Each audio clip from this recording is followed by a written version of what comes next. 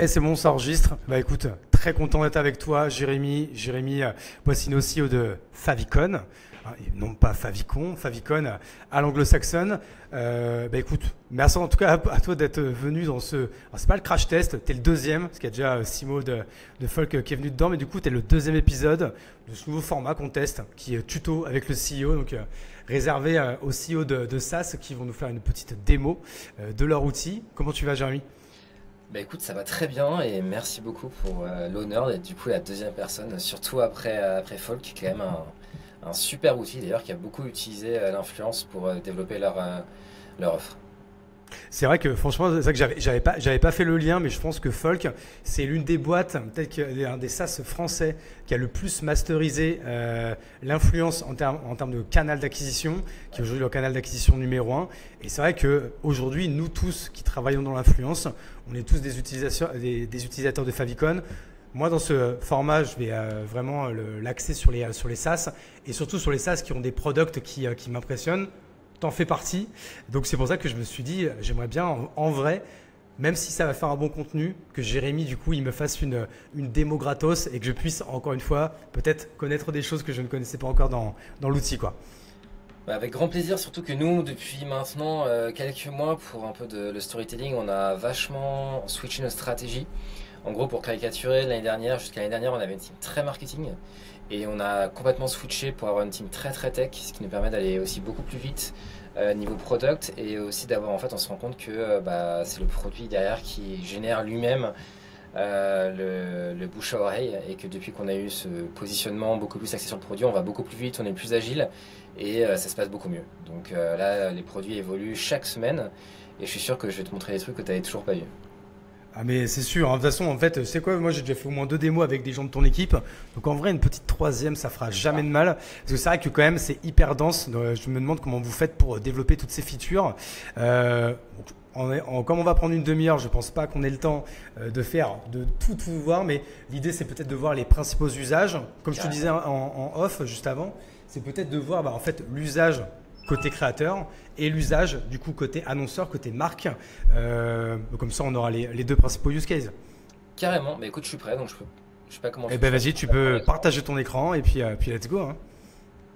Parfait, parfait, parfait. Alors, je vais ouvrir Favicon, voilà, et vous allez être sur On est la bon. première fonctionnalité qui est évidemment le cœur nucléaire de Favicon, qui va être la recherche, puisque bon, c'est clairement là le besoin principal pour la plupart des marques, agences ou même créateurs qui veulent faire de l'influence, c'est d'abord de trouver les influenceurs.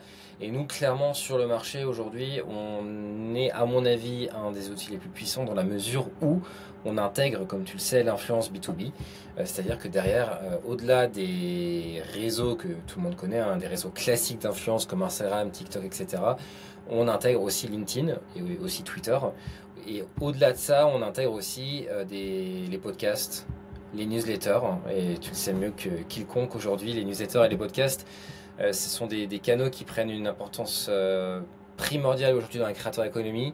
Aujourd'hui, j'ai envie de dire, tout créateur qui se respecte, en tout cas dans le B2B, va avoir une newsletter, de plus en plus. Et c'est aussi un canal hyper puissant pour les marques qui veulent faire de l'influence. Franchement, les newsletters, c'est sous-coté de ouf. Et moi, j'ai vu des marques qui font des partenariats avec des influenceurs sur des Substack, etc. Et derrière, le ROI, il est énorme. Donc voilà, là, par exemple, j'ai fait un test en temps réel. J'ai mis le filtre newsletter. Et derrière, vous allez avoir, donc vous avez ce petit bouton-là qui vous permet de savoir qui est newsletter. Donc ça peut être une newsletter LinkedIn, encore une fois, ça peut être du Substack, ça peut être du Beehive. Voilà, tous les canaux seront disponibles. Donc l'objectif de Favicon, c'est vraiment de donner le pouvoir total à l'utilisateur, c'est-à-dire de chercher en fonction de ses besoins, l'influenceur, le créateur, qui correspondra le plus à ses besoins. Et c'est vraiment totalement... Enfin, tout est ouvert. Donc par exemple, là, on a un filtre par random, mais on peut trier évidemment par tout ce qu'on veut. Donc allez, on va partir sur une recherche. Je sais pas si tu as une idée, Hugo, faire un test Eh crash. ben, tu sais quoi, c'est parfait parce que moi j'ai un véritable cas d'usage qui n'est pas un cas d'usage inventé, qui m'a été donné hier du coup par une grosse marque dans la RH qui veut faire une campagne d'influence en Espagne. Cette marque, elle est dans les HR, donc dans les Ok. ressources humaines, pardon. Et elle veut en fait du coup trouver des influenceurs LinkedIn en Espagne avec une audience très ressources humaines, avec enfin un positionnement très ressources humaines. Ok, bah écoute, c'est parfait. Donc comme tu peux voir, on a tous les pays du monde, hein. D'ailleurs, on les a ajoutés aujourd'hui tous dans le leaderboard, que je reviendrai après là-dessus. Là, j'ai mis l'Espagne, j'ai mis LinkedIn, donc on va démarrer là-dessus. J'ai mis Refresh Search. Donc là, on va avoir tous les créateurs LinkedIn en Espagne. Donc à chaque fois, il y a quand même un bouton qu'on va cliquer qui est Search, parce qu'on a un système de crédit. Alors là, j'ai mis Newsletter, c'est pour ça qu'il y a relativement peu de résultats. Donc là, j'ai recliqué pour refresh les résultats, ce qui va nous donner, voilà, un peu plus de résultats de créateurs LinkedIn. Et derrière, on a deux possibilités. Soit on va chercher directement par industrie. Donc là, en l'occurrence, ça va être Careers and Office. Auquel cas, ça va filtrer directement tous ceux qui ont été pré-filtrés par notre IA. En fait, c'est l'IA qui va identifier si Félix Fernandez, il est plutôt sales, si Tamara, elle est plutôt RH, etc. Évidemment, il peut y avoir des loupés, donc il y a aussi la possibilité d'enlever ce filtre et de chercher des keywords, notamment des mots-clés en espagnol. Bon, pour l'instant, on va faire confiance à l'IA, donc on va laisser l'industrie Careers and Office. Et donc là, j'ai des résultats que je peux filtrer. Donc là, c'est pas random, mais par exemple, je peux trier par Global Score, ce qui va grosso modo nous donner les résultats par influence, du plus influent au moins influent en Espagne sur LinkedIn, dans la catégorie Careers and Office. Donc là, on a Borja Villaseca, on a Teresa, etc. Après, derrière, libre à toi, donc, par exemple, d'enlever des profils que tu considères trop gros. Donc ici, tu vas aller dans LinkedIn, tu peux mettre un max de followers, mais tu peux aussi utiliser les tiers. Les tiers, ça va être, en gros, tu enlèves les plus gros, même si là, en l'occurrence, je pense pas qu'il y ait... Ah si, il y a quand même des tiers 3, donc on va enlever les tiers 3, et on va mettre que les, entre guillemets, les nano, micro, ceux qui sont pas encore trop gros. Donc là, vous voyez, j'ai du tier 4 au tier 10. Je reviendrai après sur les scorings. Ce qui va nous donner 1500 résultats. Bon, ça fait encore beaucoup. Avec des résultats, Ce qui est déjà pas mal. Ce qui est déjà pas mal. Donc derrière, moi, ce que je conseille très souvent, et ce qui est vraiment, pareil, sous-côté, un critère qui est hyper important, ça va être la croissance. C'est vraiment c'est un critère qui ne trompe pas. Un influenceur qui grandit sur les réseaux, c'est un influenceur qui a beaucoup de valeur. Ça veut dire qu'en ce moment, il comprend tout l'algorithme. Ça veut dire que derrière, si vous travaillez avec lui, il y a des grandes chances que le poste marche. Donc, je conseille toujours de trier par croissance. Donc là, on va mettre... Et qu'en plus, potentiellement, il va être moins cher que sa vraie valeur, en fait. C'est-à-dire qu'aujourd'hui, il a 10 000 abonnés, mais vu qu'il grandit vite, par définition, il aura peut-être 20 000 et vous saurez toujours votre marque à associer. C'est une rising star, quoi. Exactement. Et d'ailleurs, vous voyez le badge ici, le badge feu, c'est vraiment des profils qui ont une croissance exceptionnelle. Je reviendrai aussi sur le système des badges. Donc là, c'est vraiment les profils qui montent le plus. Et typiquement, bon là on a un tier 10, donc Talia elle est encore toute petite, hein, mais vous voyez qu'elle gagne beaucoup d'abonnés. Par contre, elle est encore un peu petite peut-être pour une campagne d'influence. En revanche, là je vois une Béatrice Gomez qui est à 90 sur 100, qui est quand même un score énorme, et qui a 20% de croissance. Là on se rapproche sur des profils qui peuvent vraiment être intéressants. Alors du coup, bon, je vais très vite parce qu'il y a des tonnes de filtres possibles et imaginables, donc bon, vous avez compris le principe. On va maintenant passer à la deuxième étape qui va être le profil. Donc là je vais l'ouvrir. Ça m'ouvre un nouvel onglet. D'ailleurs, on reviendra sur le système des listes. Donc le profil, alors en fait c'est très simple. Avec l'IA, on va résumer le profil du créateur pour gagner du temps. Moi, je trouve ça vraiment hyper utile par rapport à ce qui existait avant sur le marché, de pouvoir avoir une description, comprendre ce que la personne fait. Bon, alors là, c'est très LinkedIn, donc forcément, c'est entre guillemets assez simple, mais quand il y a plusieurs réseaux, ça permet vraiment d'avoir un aperçu très global sur l'influenceur. Bon là, voilà, les recrutements spécialistes. Alors là, on n'a pas de chance parce qu'elle fait quasiment que du texte. Mais voilà, les hispanophones verront tout de suite le type de contenu qu'elle va faire. Ça, c'est les contenus qui marchent le mieux dernièrement. Sachant que derrière, on peut mettre en grid view, on peut voir rapidement avoir un overview. Ok, ces derniers posts. Ah ouais, ces posts, ça fait quand même des 200, 300. Elle a des posts qui ont bien buzzé. Ouais, qui ont bien engagé, ouais. Voilà, bien engagé. Et derrière, ça donne un aperçu. L'idée d'arriver là, c'est vraiment d'avoir un aperçu global sur l'influenceur. Après, évidemment, on peut aller dans le détail. Bon, elle a que un compte LinkedIn, mais quand même, ça permet de voir que voilà, là, dernièrement, elle a quand même une belle croissance. On peut voir rapidement ses stats. Le scoring, on peut voir les détails. Donc ça, maintenant, on a open source le scoring. Vous pouvez voir directement tout le scoring d'un influenceur. Pourquoi elle a 85 ? Comment elle se compare avec les top 1% et voilà toutes les statistiques. Et ça permet vraiment de comprendre comment l'influenceur se situe. Et évidemment, si vous avez un compte LinkedIn, vous pourrez voir aussi vos propres stats. Donc ça, c'est le scoring. Alors, une fonctionnalité qui est hyper sous-cotée, et on a vraiment des gros clients qui l'utilisent à fond. Et d'ailleurs, spoiler alert, on va sortir la semaine prochaine ou la semaine d'après une fonctionnalité dédiée pour ce use case. En fait, c'est le Creator Network. Alors, elle, c'est pas un très bon exemple parce qu'elle a très peu d'influenceurs dans son network.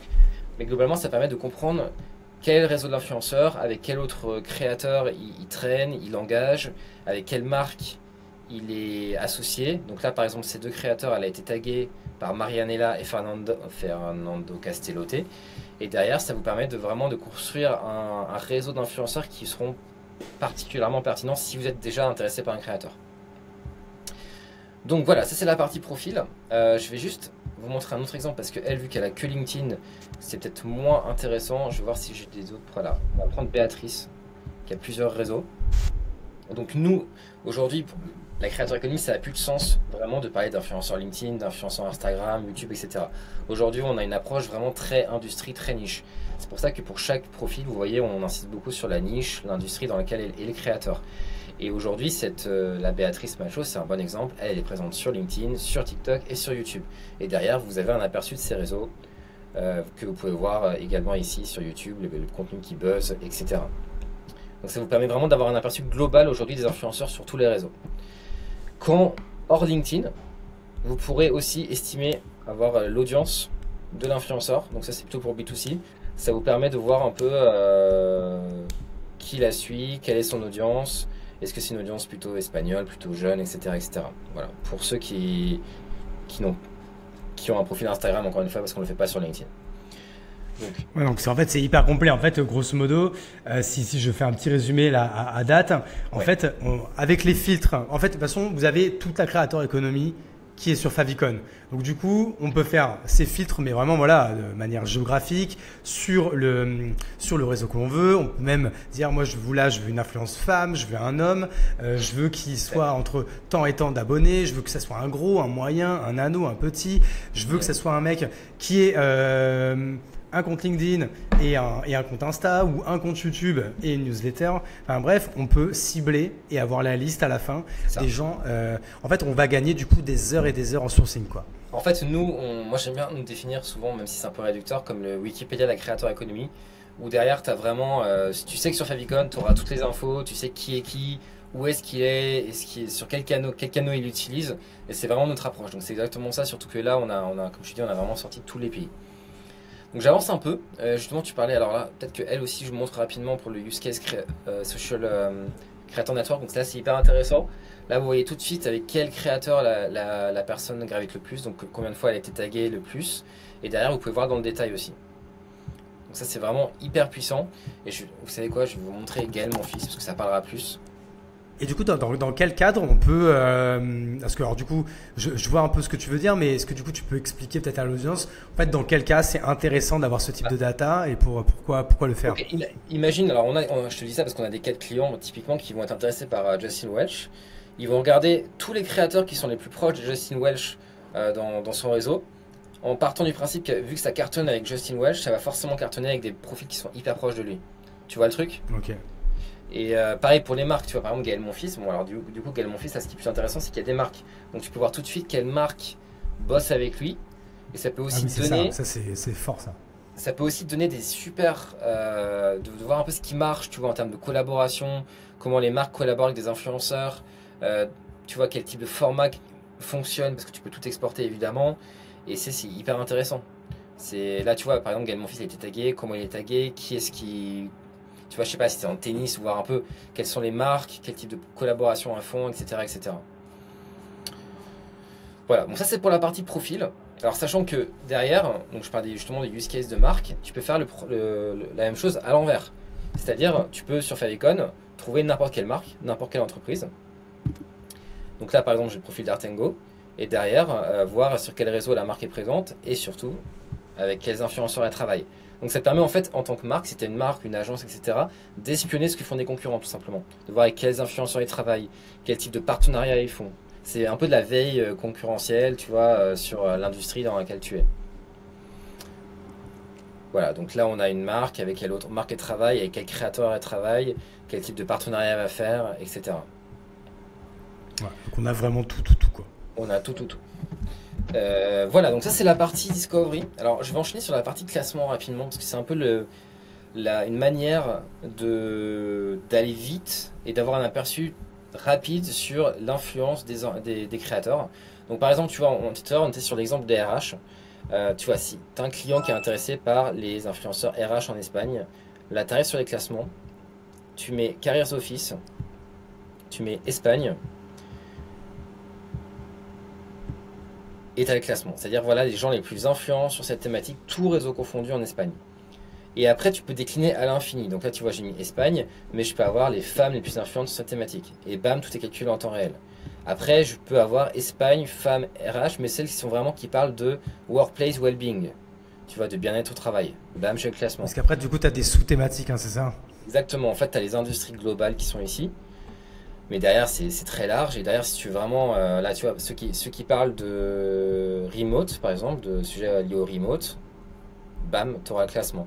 Et en fait, ça te permet de gagner énormément de temps, d'avoir un aperçu, de voir un peu qu'est-ce qui marche, qui sont les voies les plus influentes. Mais il y a aussi un use case qui est hyper intéressant, c'est que derrière, tu peux traquer les rankings.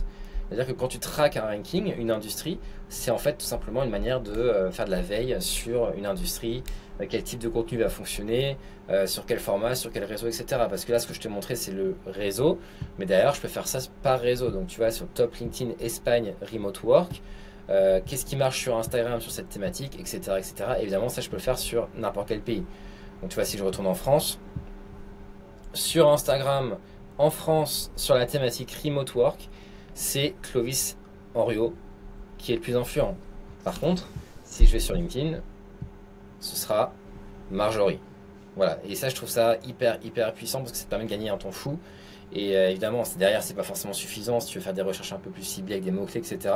Mais on mâche quand même vachement le travail ici. Clairement. Clairement. Donc ça en plus, c'est la partie classement, on peut le dire, c'est aussi comme ça. C'est avec ce coup-là que vous vous êtes fait vachement connaître. C'était quoi, il y a 3 ans, le premier classement? 2021 ou 2022, je sais plus. Ouais, c'était pile il y a 3 ans d'ailleurs. Je me rappelle, c'était fin 2021. On a fait un peu un classement. Je sais, je venais juste d'arriver sur LinkedIn. J'étais pas dans le classement du coup. D'accord, trop marrant. Mais du coup, ça m'avait titillé. Je dis putain, faut que je m'accroche. J'ai envie d'y être dans ce classement. C'était au tout début et en fait, on a fait un classement un peu à l'arrache. Et au fur et à mesure, on s'est rendu compte que derrière, il y avait un vrai engouement pour LinkedIn, pour l'influence B2B.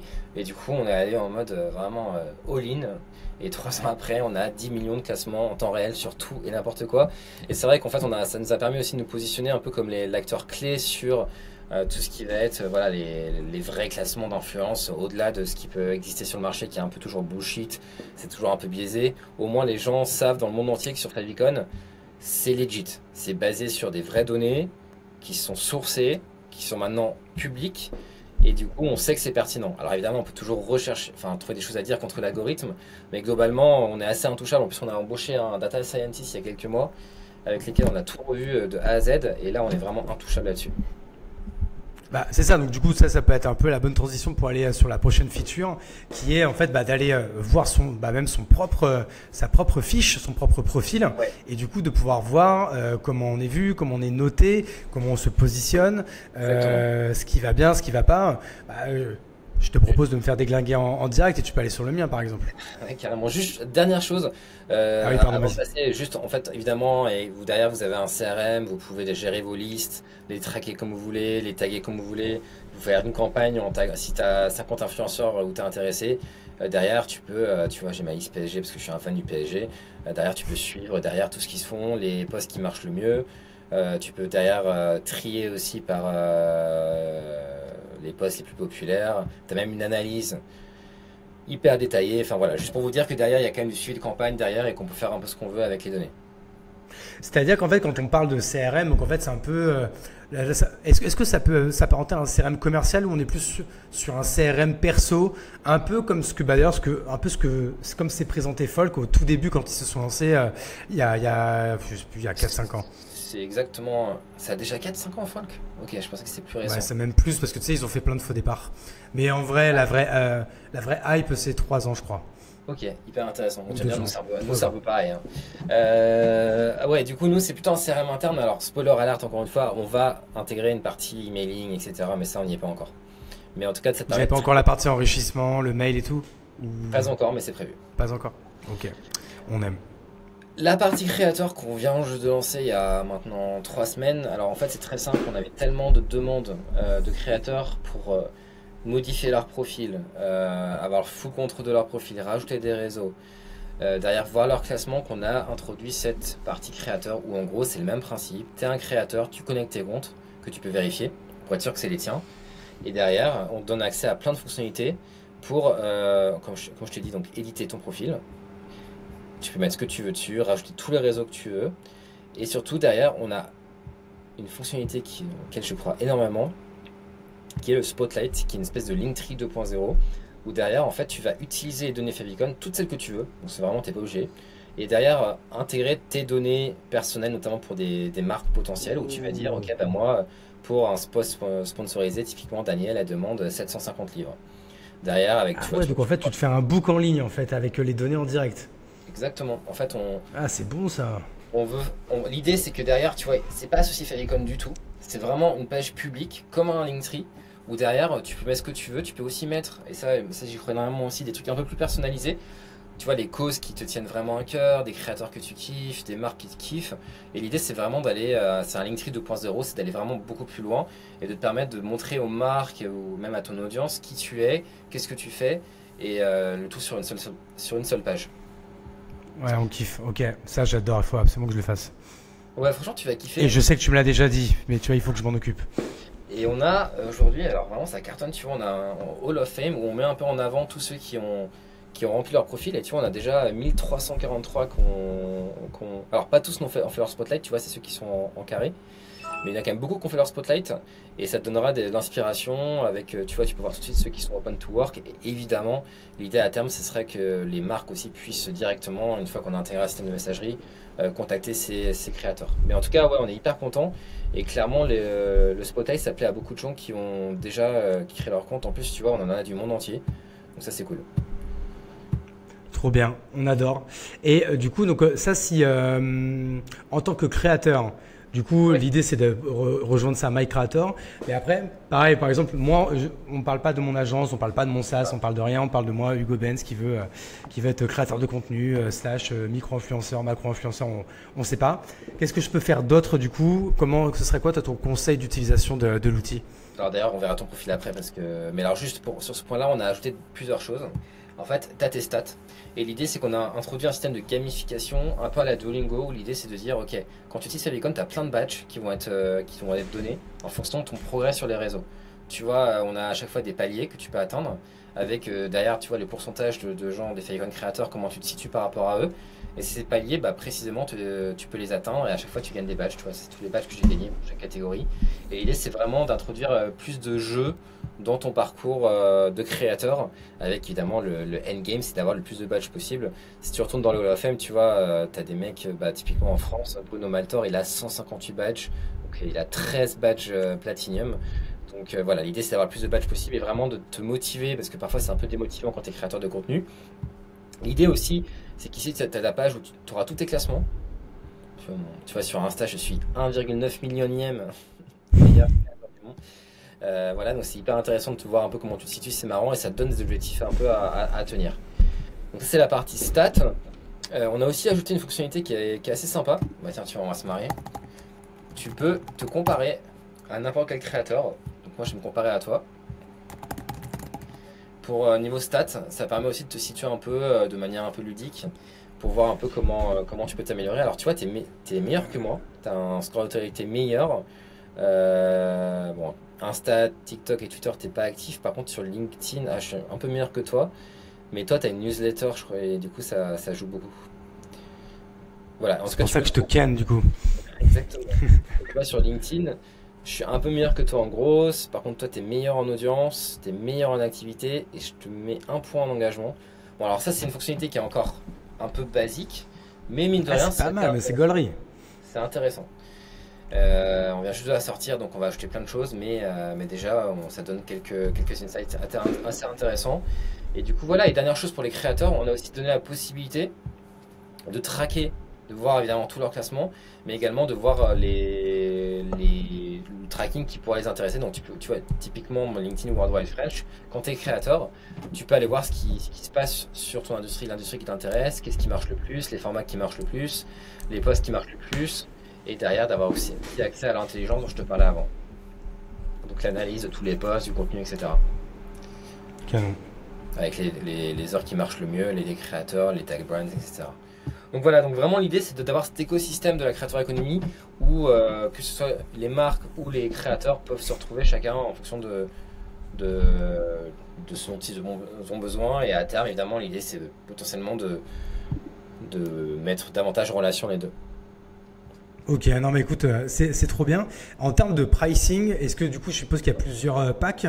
Il y a quoi? Il y a un pack créateur, il y a un pack marque. Ouais. Comment ça marche aujourd'hui? Alors, c'est un SaaS. Nous, contrairement à la majorité des outils d'influence, on donne la possibilité de faire de l'abonnement mensuel sans engagement. Donc en gros, on te lock pas à 20K l'année, parce que c'est ce que font les plateformes d'influence. Tu peux t'abonner un mois et t'arrêter quand tu veux. Et évidemment, c'est beaucoup moins cher que tu fais à l'année, mais tu as quand même la possibilité à partir de 99 € par mois seulement de t'abonner. Avec derrière, tu seras juste limité en termes de résultats, de quelques fonctionnalités, etc. Et en tant que créateur, on a une offre unique. Sachant que créateur, tu as accès si tu es sur un plan business, hein, sans devoir prendre de compte supplémentaire. Mais si tu veux juste prendre le plan créateur, pardon, c'est ici, tu as accès dès 29 € par mois. Et sur un plan Ok. annuel, tu seras à 19 €. Ok, non mais écoute, trop bien. Est-ce que tu veux qu'on donne, je sais pas, un code promo pour les gens qui vont nous écouter? Et si jamais c'est non, on cuttera, hein, t'inquiète. Ah bah, carrément, écoute, je n'ai pas réfléchi au code promo, mais on fera un code promo que tu pourras mettre dans la description après la vidéo. Si vous êtes intéressé, carrément, il n'y a aucun Eh souci. ben, parfait, on le mettra dans la description. Jérémy, on a respecté le cahier des charges, on a mis un peu moins d'une demi-heure. En tout cas, merci pour cette démo. Bravo pour le produit, parce que franchement, enfin, c'est quand même canon, parce qu'en fait, je pense que tu vois, là, t'as été vite, mais en vrai, tu aurais pu me faire une démo qui durait 1h30, facile.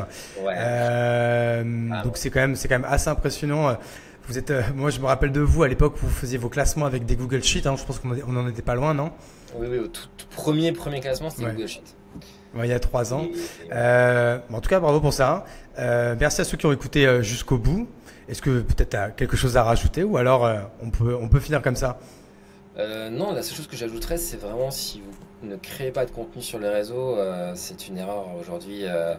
Ça vous offrira énormément d'opportunités et vraiment, je crois qu'on réalise pas à quel point aujourd'hui avoir une présence même minimale sur les réseaux, et ne serait-ce que sur LinkedIn, ça ouvre des portes à tous les niveaux. Donc, franchement, faut s'y mettre aujourd'hui. Eh ben écoute, ce sera le mot de la fin. Vive la creator economy. En effet, créer du contenu, c'est le seul moyen de scaler en fait sans demander la permission à personne et en plus c'est gratuit. Ça demande juste du temps, mais en tout cas de toute façon, dans tous les cas, même si on va dire dans tous les cas, c'est toujours bien en tout cas d'écrire, de créer. Ça permet de mettre les choses noir sur blanc, de ce qu'on a dans la tête, d'en faire en fait une sorte de playbook et en fait. Comme quand vous étiez devant votre copie de philo, hein, au début, vous voyez le sujet, ça vous dit rien. Et en fait, plus vous écrivez, et à la fin, vous arrivez à une dissertation et vous avez une bonne note et tout le monde est content. Je Et sais le pas temps, là, comment j'en ai fait pour en arriver là, mais c'est pas grave. Et le temps, là, toujours, c'est une question de priorité. Vraiment, si vous avez le temps de regarder Netflix 1h30 tous les soirs, vous avez le temps de prendre 20 minutes pour créer du contenu. Et 20 minutes, c'est ce que la majorité des gens aujourd'hui prennent pour faire un post LinkedIn. Comme tu l'as dit, au bout d'un certain temps, ça se fait automatiquement. Et vraiment, c'est rapide. C'est une question de volonté. Clairement. Merci beaucoup, Jérémy. Merci beaucoup à toi pour cette présentation de Favicon. Merci à toute l'audience qui a écouté jusqu'au bout. On vous embrasse et on vous dit à très bientôt. Allez, ciao, ciao. À toi.